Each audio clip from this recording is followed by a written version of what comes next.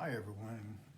Today I want to talk about Gregory Peck, who was one of my favorite film actors as a kid, mostly because of the film and the novel To Kill a Mockingbird. His Atticus Finch had a great deal of power, and it was set during the To Kill a Mockingbird was set at the height of the civil rights movement.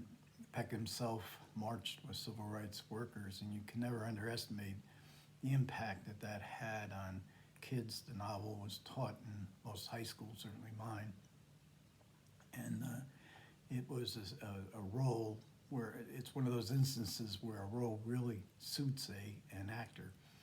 And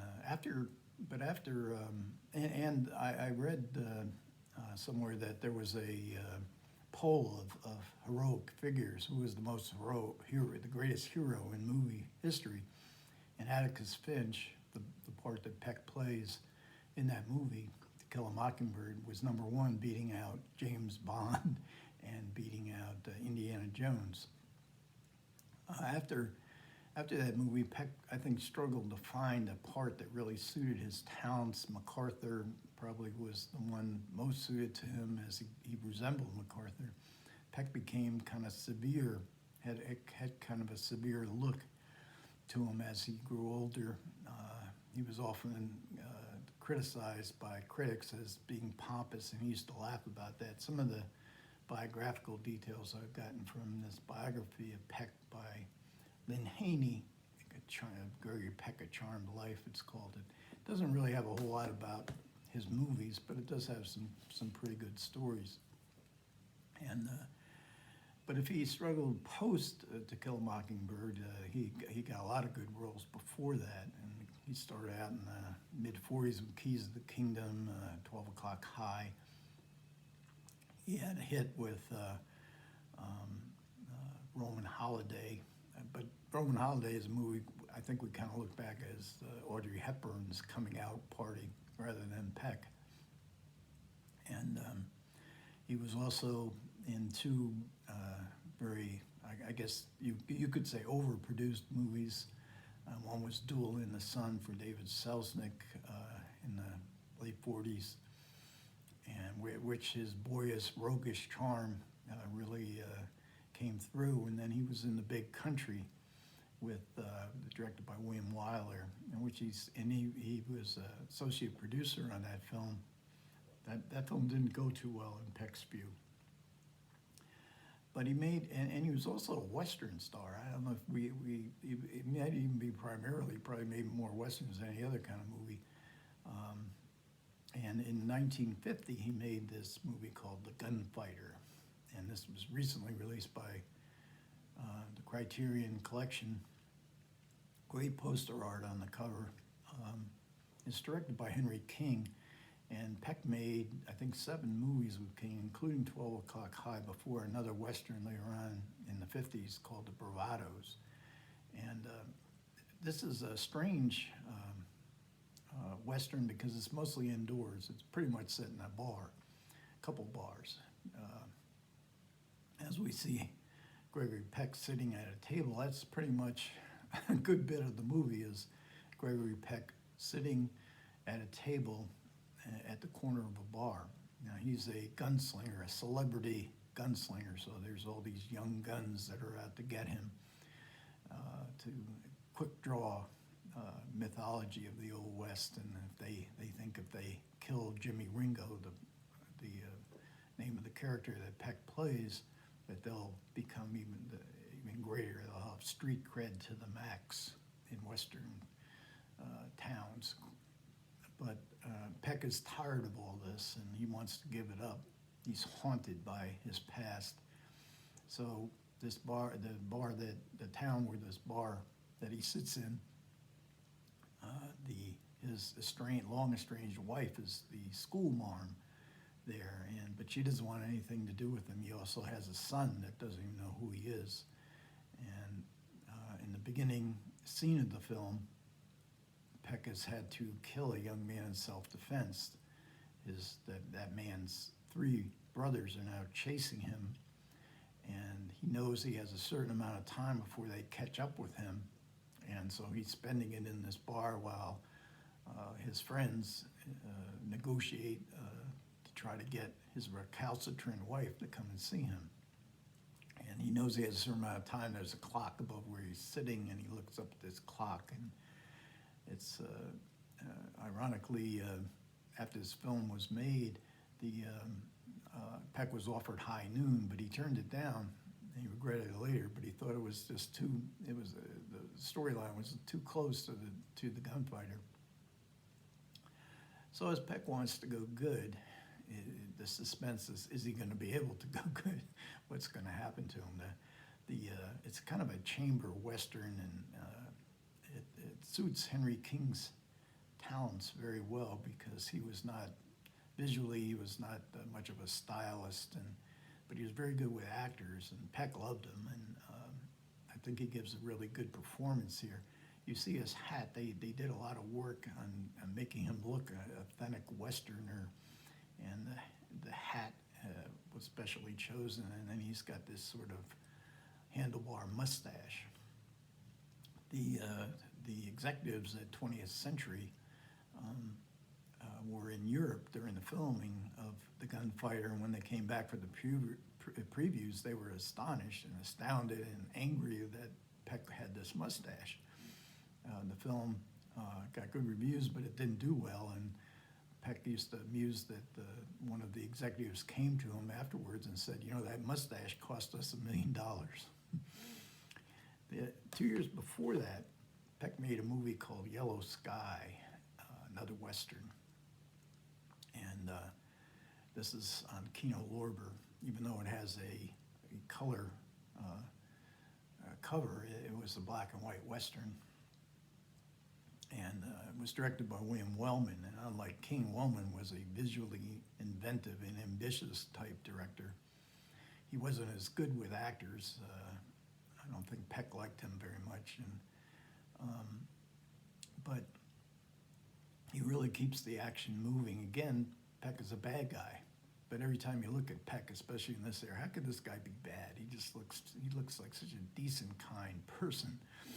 In the beginning of the film, he's leading a band of, I think there's 6 other bandits, and they rob a bank, and they're being chased by this posse, and their only means of escape is to go across the salt flats of Death Valley in it's a very long and quite visually compelling scene, passage.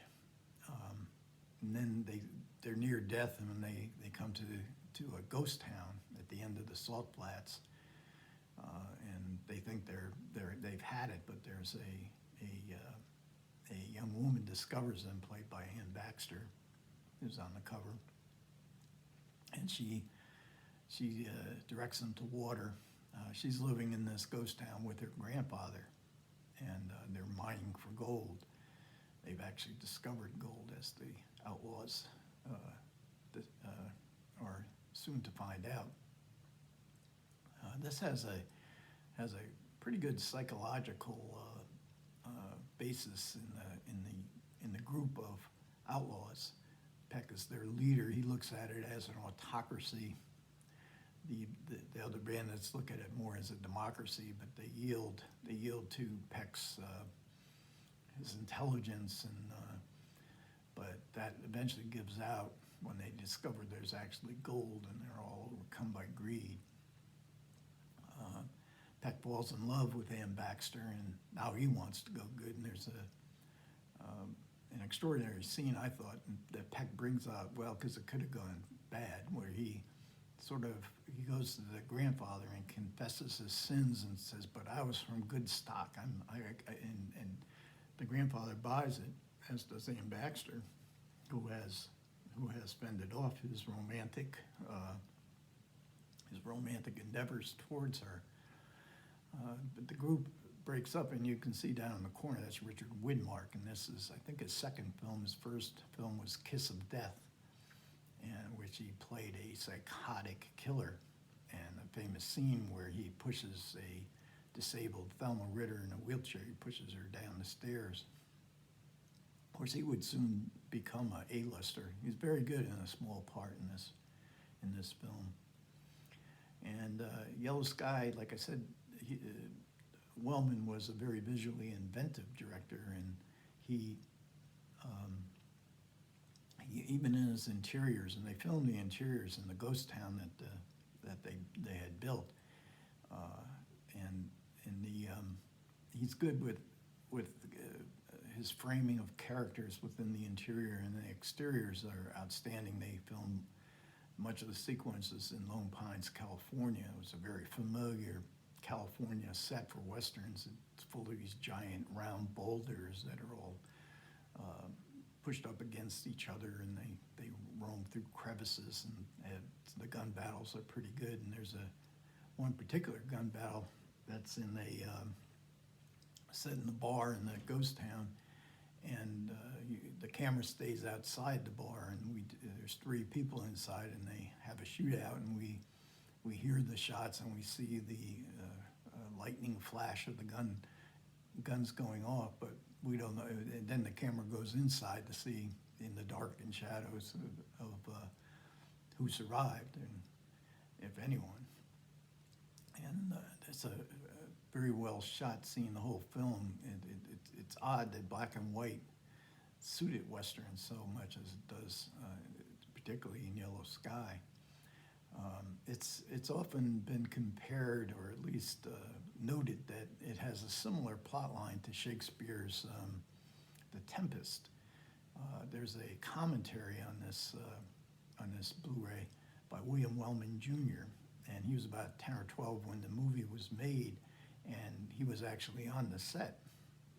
And so he had some good stories, but he says, my father never read a book. He certainly wouldn't have known anything about Shakespeare's The Tempest, but Lamar Trotty, who wrote and produced this film, I'm sure did understand it, because there's obvious, the similarities are pretty obvious. And there were other films in the 50s. Criterion is releasing The Furies soon, and The Furies is sort of a King Lear story, and of course Kurosawa in Japan used Shakespeare's plot lines for a number of his films, and Trotty was an interest. He didn't live too much longer after Yellow Sky died in his 50s, but he and Wellman made an earlier film called The Oxbow Incident, which had the same sort of psychology of the different men in a group, and struggling with a different kind of challenge, but the same way here as these people struggle with greed.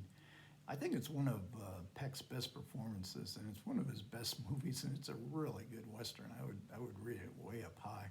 It got good reviews. Peck was I think pretty proud of it. He had a broken ankle. He had broke his ankle before the filming started, and you can see him limping. He didn't want to wear a cast because it would be too noticeable. So he was in some considerable pain, but he soldiered on to give one of his best performances. I'm thinking of watching a couple of other Peck movies from later in his career, The Post, To Kill a Mockingbird. I think I'm looking at Behold a Pale Horse, a movie made with Fred Zinnemann that co-starred Anthony Quinn. It's Civil War, a Spanish Civil War movie that I haven't seen in a long time. And then there's another movie called The Stalking Moon. It's a Western that co-starred Eva Marie Saint, and it was directed by Robert Mulligan, produced by Alan Pakula, and they were the team that made To Kill a Mockingbird. So if there's any Peck movies, especially the ones under the radar that you like, I'd welcome some comments about that, or anything else. So outside of that, catch you guys next time.